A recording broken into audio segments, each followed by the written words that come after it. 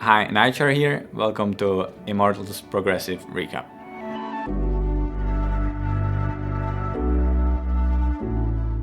Game 1 against TL, we had a plan of taking Kalista Renata into Lucian Nami, a matchup that we practiced a lot and preferred.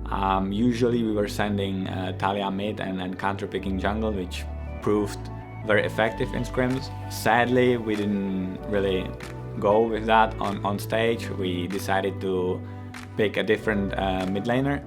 And TL was very creative actually, and they taught us that with those volatile botlane matchups, if one team has TF or some sort of a global that can affect the matchup, it's really hard for the opposite side.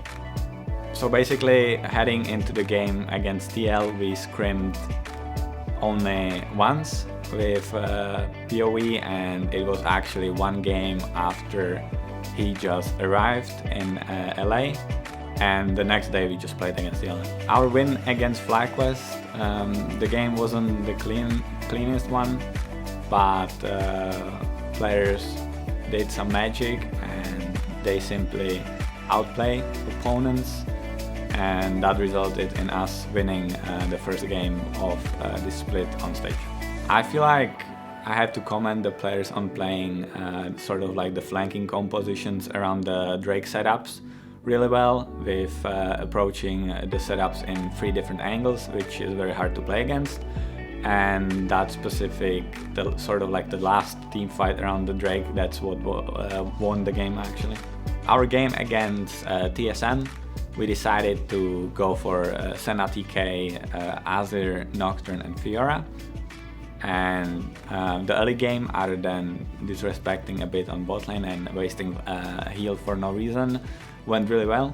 And we got first Herald of the game, and we aimed to full break the turret for Fiora and sort of like open up the map for Fiora and Nocturne.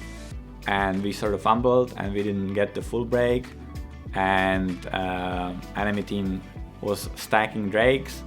Then we decided to fight for 3rd and 4th Drake, and sadly we lost both team fights, and that resulted in us losing the game. I feel like the biggest takeaway from me from this weekend is finally getting to play and mainly draft with Tristan and understanding him a bit more, how he thinks and how he wants to draft.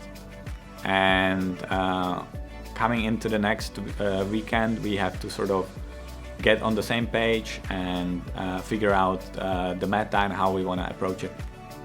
I think the biggest positive that I saw this weekend is that the players, even after a tough loss, are immediately talking about the games and sort of like reviewing the points and trying to figure out what they did wrong and what they need to do better next time.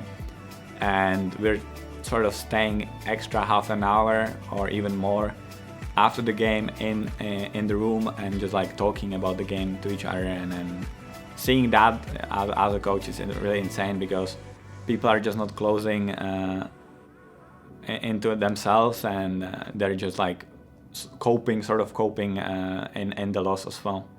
Thank you guys for watching Immortals Progressive Weekend Recap, and see you next week.